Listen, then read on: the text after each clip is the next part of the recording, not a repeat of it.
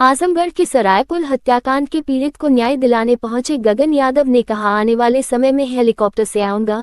जैसा आपको बता दें कि पिछले दिनों आजमगढ़ के पवई थाना के सरायपुर में रामाशंकर यादव की निर्मम हत्या कर दी गई थी। उसी हत्याकांड के खुलासे को लेकर परिवारजनों में पुलिस की कार्यवाही को लेकर आक्रोश था। परिवार के लोगों ने गगन यादव से शिकायत किया कि पुलिस सही कार्यवाही नहीं कर रही है। इस पर गगन यादव ने पवई से थाना अध्यक्ष अनिल सिंह से फोन वार्ता कर मामले की जानकारी ली और पीड़ित परिवार के घर पहुंचकर हाल जाना और पुलिस से उचित कार्यवाही की मांग की। सर, आप आज रमाशंकर यादव के घर पर आप आए हैं, मृतक रमाशंकर यादव के घर पर। परिवार का आरोप है कि जितने भी अभियुक्त थे सबकी गिरफ्तारी नहीं हो पाई है। ऐसे में आप क्या मांग करेंगे? हालांकि अभी बातचीत शायद आपसे हुई थी थानाध्यक्ष से।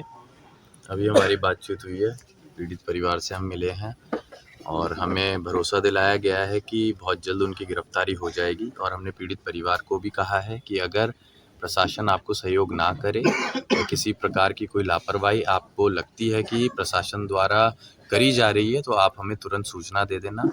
हम हर तरीके से आपके साथ हैं और आप देखिएगा अभी कार्रवाई होगी और निष्पक्ष कार्रवाई होगी, इनको न्याय मिलेगा। इसके पहले बहुत सारे मामले हुए हैं जिसमें ऑन द स्पॉट कार्रवाई होती है योगी सरकार की तरफ से, लेकिन ऐसे तमाम जमीनी विवाद होते रहते और हत्याएं होती रहती है। खास करके यादवों के साथ ये देखा जा रहा है कि यहाँ पर कोई कार्रवाई नहीं देखने को मिल रही है, जिससे कि परिवार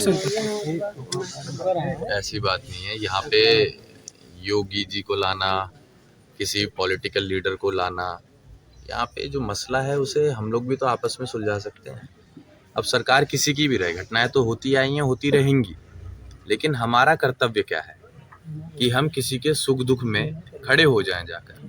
अगर हमें ऐसा लगता है कि हमारे पास इतनी ताकत है कि हम किसी को न्याय दिला सकते हैं तो हम अपनी ताकत का सही इस्तेमाल करें ना। क्यों हम अपाहिज बने बैठे रहें और सहारे की उम्मीद सिर्फ सरकार से ही करें। हम लोग इतने सक्षम हैं, हम लड़ सकते हैं, तो हमें आपस में मिलके लड़ना है, संगठित रहना है। बस न्याय तो हम खुद ही दिला देंगे। सर, आपका आने का मकसद यहाँ पर क्या रहा?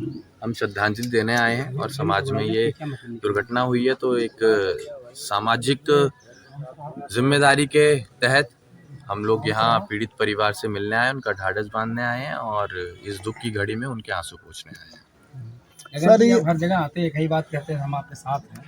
आप जब कोई घटना घटी तब आते हैं, उसके पहले आप एक बात बताइए, पहले कौन आएगा?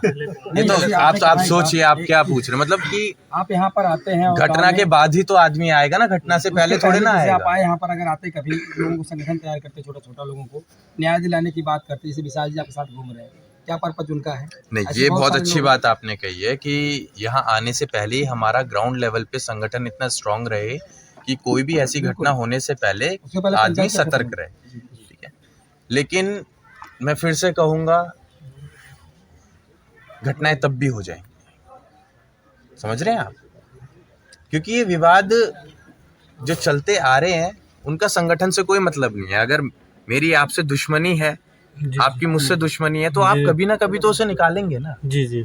तो घटना तो होनी जो है वो होगी, लेकिन हमें बस ये देखना है कि हम ऐसी घटनाओं में क्या सही का साथ दे पा रहे हैं पूरी ताकत के साथ। और आज हम सही का साथ देने के लिए आए हुए हैं।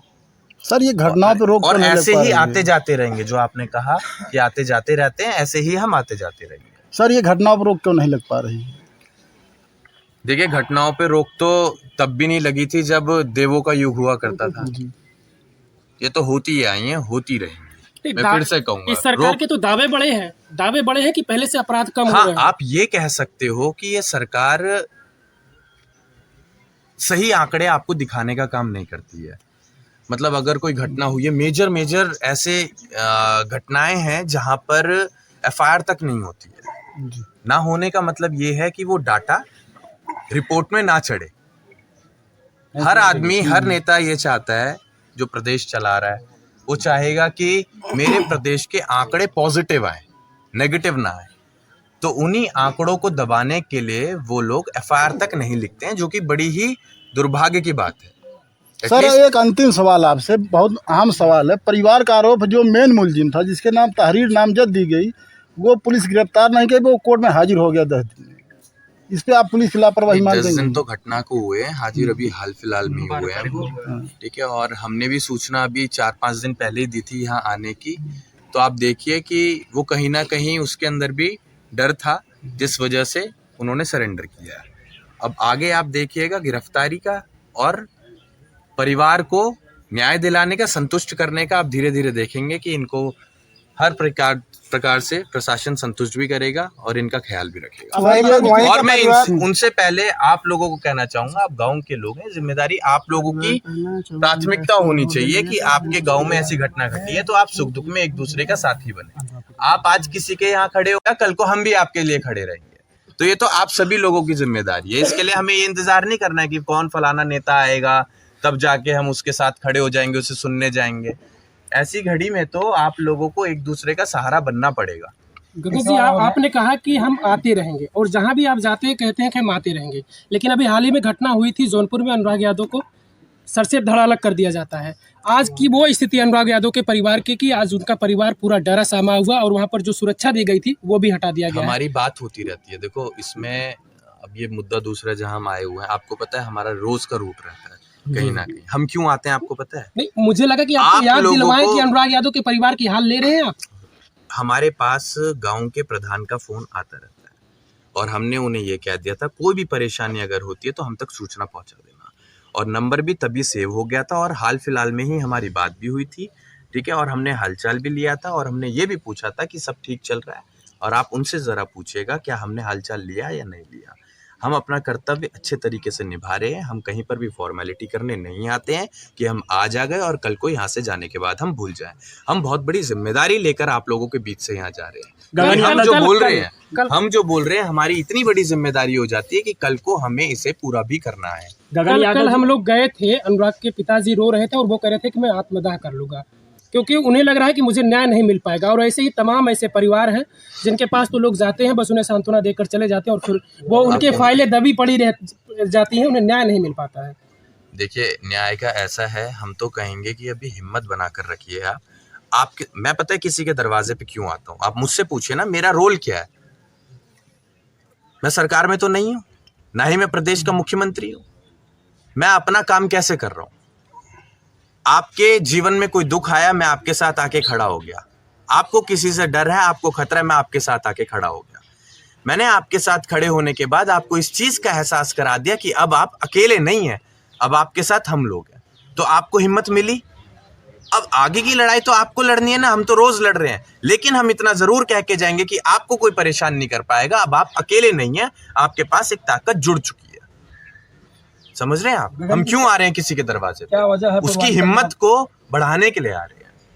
क्या वजह है पूर्वांचल में आप बार बार यहाँ सक्रिय हो रहे हैं और बहुत सारे यहाँ नेता मंत्री विधायक सपा बसपा विपक्ष पक्ष सब लोग हैं यहाँ पर, वो लोग आपसे क्यों आपके नाम लेते हैं? वो लोग कहते नहीं गगन जी यार कुछ ऐसा नहीं काम कर, वो खाली आके चले जाते, क्या मामला है ऐसा? यार देखिए, अब आपको सोचना पड़ेगा कि एक विधायक एक विधानसभा संभालता है, एक सांसद एक लोकसभा संभालता है, एक मुख्यमंत्री भी एक प्रदेश संभालता है। आप कभी गगन यादव से पूछते हैं कि गगन यादव आप कितने प्रदेशों में जा रहे हैं, कहां कहां आप लोगों के बीच में जा रहे हैं, क्या व्यवस्थाएं आपको मिली हुई हैं? मैं रोज सड़कों पे रहता हूं। क्या कभी आपने पूछा कि गगन किसी चीज की कोई समस्या तो नहीं आ रही है? सोच के देखना आप, वो सरकारी खर्चों पे आपकी सेवा करने आ रहे हैं। वही तो दिक्कत, लोग कहते हैं बड़ी फंडिंग कहाँ से इनके पास आ रही है? मेरे पास तो आप आने वाले समय में देखना इतनी बड़ी फंडिंग रहेगी कि मैं हेलीकॉप्टर से आऊंगा हर जगह, उन नेताओं को कह देना। लेकिन आज मैं नहीं आऊंगा, मैं आऊंगा साहब, मेरे पास समस्याएं बहुत है। मैं आप लोगों का दुख का निवारण निकालने आया हूं, मैं आपको हिम्मत देने आया हूं, और मैं रोज भी घूमता रहूंगा। तो आज सड़क हमने छाप दी है पूरी, रोज चलते चलते। कल को हम अगर उड़ते हुए भी आएंगे ना तो भी हम एक दिन का आराम नहीं करेंगे।